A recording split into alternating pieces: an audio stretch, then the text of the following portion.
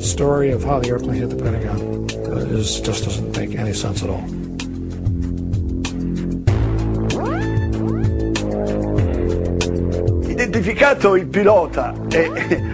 After Hani Hanjour, the plane's pilot, had been identified, his flight instructor declared that his student was not even able to fly a small single-engine aeroplane.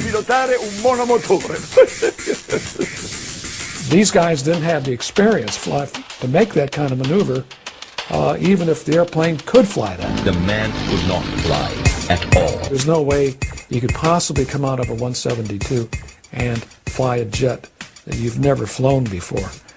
That's like showing me how to carve up a Christmas turkey and then say, go make a heart transplant.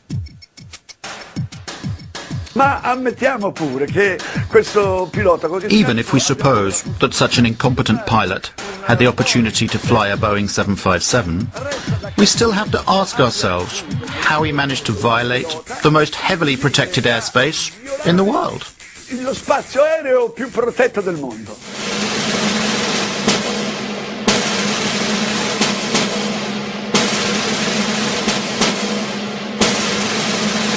No untracked aircraft get near the Pentagon and near the White House. It just doesn't happen. In Washington, D.C., we have one of the most restricted airspaces in the world. It's called P-56. It has a separate radar tracking system and a separate military response system. P-56 is that restricted airspace that is around the Pentagon and the White House, and it is a highly, highly, highly sensitive area.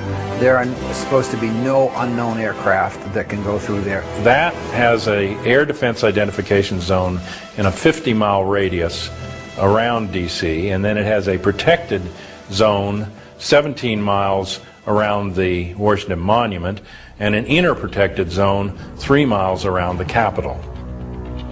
That space is essentially unbreachable. It has to be because of the importance of the buildings there.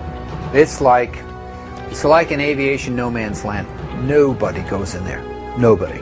They have F-16 and F-18 jets at Andrews Air Force Base, about 10 miles south of D.C. They also have the 113th National Guard Air Wing at Anacostia Naval Air Station that can send scrambler jets up in a very short period of time. Both are in place that day. Neither one responds at all until after the Pentagon is hit. In addition to that, the Pentagon has its own defenses. If a plane, any kind of a plane, was coming in towards the Pentagon, why didn't the anti-aircraft missiles batteries that are there, why didn't they fire to protect the building? This is, after all, the most heavily protected building on the planet. That craft had to have been a military craft, because only the military craft put out a signal. It's called an Identify Friend or Foe IFF device. And only the military craft would be allowed to approach the building. The two radar systems that the military radars, defensive radar systems, read are a civilian transponder and a military transponder. Military transponder is called IFF. Civilian aircraft do not have an IFF transponder. They are not given that capability. Okay? So if there was a 757, American 757, that went into the Pentagon, for example, and it shut off its transponder, it didn't have a military IFF transponder on it. So it was a primary target. It's a primary target going into that airspace. Should have been shot down. What I'm describing to you is a breakdown in standard operating procedure by FAA, NORAD, P-56, and the Pentagon, all on the same day, in the middle of, after 9/05, what was known nationally to be a terrorist attack. And it makes no sense. Nobody goes in there. This is, after all, the most heavily protected building on the planet. This doesn't make any sense at all. The Pentagon symbolizes our military power in the world. And they had hit it. And to this day, nobody knows what they hit it with, whether it was an airplane or whether it was a missile. And our government will never tell us, so we just wait for the French to explain it. What hit it? What's going on? there is nobody anywhere at any point in this entire investigation that has said that is positively American 77. They suppose it, they presume it, they assume it, they say this is what we think it is. The controller, Daniel O'Brien, who saw the unidentified blip coming in from the west at a high rate of speed, had no way of knowing what it was because the primary was a primary return only. The secondary radar, the transponder, was turned off. In order to identify a primary radar target, you have to have two-way communications between the pilot and the air traffic controller, and the pilot has to report over a certain geographical location, or you have to be able to tell the pilot in the airplane to make a series of turns. And then the radar controller can look at all of the primary targets on his or her radar scope and say, there's an aircraft, or there's a target that just executed the turns I told. Now I can positively identify the aircraft. That never occurred. It's huge. Now, if Flight 77 really did go off of the radar screen for 36 minutes, according to her testimony, then the airplane was no longer flying. Or it was low enough that it was out of radar coverage. One of the two. So, was the airplane landed at some place, some remote field? Then it does make sense that they lost the airplane for 36 minutes. But other than that, there's very little explanation for that. In the light of what we've seen and heard, it seems that the official version of 9/11 is not sufficient.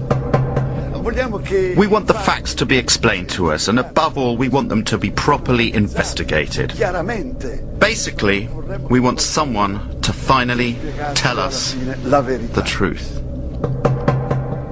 The United States government spends $892 billion per year to defend its citizens and its territory. It is the best protected country in the world, as President Bush has said.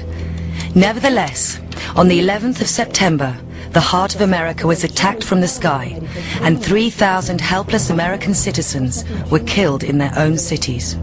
If I had been sitting on that committee, the congressional committee examining 9/11, the one question that they could not get the Air Force to answer correctly in NORAD was why the fighter planes did not go up automatically when the first planes were found to be hijacked. Anytime an airliner goes off course or loses radio communication or loses its transponder signal, anytime any one of those three things happen, the aircraft is supposed to be intercepted. On 9/11, all three of those things happened, and still there was no intercept.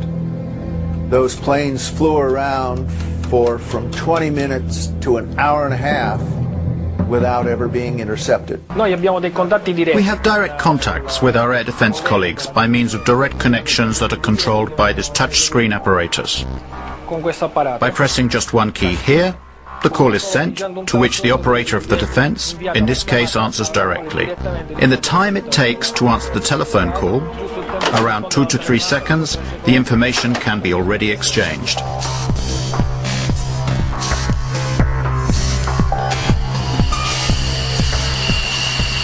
So why weren't the 4 hijacked planes intercepted and shot down? Military jets travel much faster than passenger aircraft. It would have been easy for them to catch up the jet planes before they crashed. This airplane can reach a maximum speed of Mach 2.05. This means it exceeds twice the sound barrier.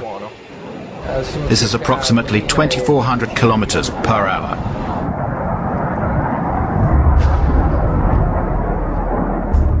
In the northeast of the United States, there are as many as 16 Air Force bases. Why weren't the Boeing jets intercepted? The official story argues that air defense was informed too late. One of the biggest lies is that the FAA guys were incompetent. When we lose an airplane, we take action. We do not sit, we do not delay, we go to protocol. Boom, boom, boom, boom, boom. The air traffic controllers first saw American 11 start to lose its radio, lose its transponder, go off course, and all of these bad things that are going on. They did not take a coffee break. 67 times in that year, 2001, up till September, there had been air emergencies. They can get a plane up in from 6 to 10 minutes and scramble it, and 67 times that year in air emergencies. But there was not an instance where an air emergency went ignored for long periods of time until 9/11. A lot of people down the road say, well, the president had to give authority to shoot aircraft down and stuff like that. That is not true. An interceptor pilot has the responsibility and the authority on his or her own to shoot down an airplane if they think the situation calls for it, and this is how it would be. You don't have to wait for a military command. You don't have to wait for orders of any kind. That's not an option. That's the law. It's inherent in being a fighter pilot. You know that's what you have to do, unless somebody has told you to stand down. Before 1970, we had one form of scrambling aircraft, and it was immediate bang, bang, bang. Then in the 1970s, we had some hijackings come into our civil airspace, and that wasn't a quick response. What we did in that is we didn't want the hijackers to know that we were there. So we didn't rush the fighters off the ground, and we kind of snuck them up behind the aircraft. So we put a second protocol in, and the reason that the hijacking protocol is slow is because you had to get Pentagon approval before you could release your fighters. Those two type of protocols lasted until June 1st, 2001. 3 months before 9/11.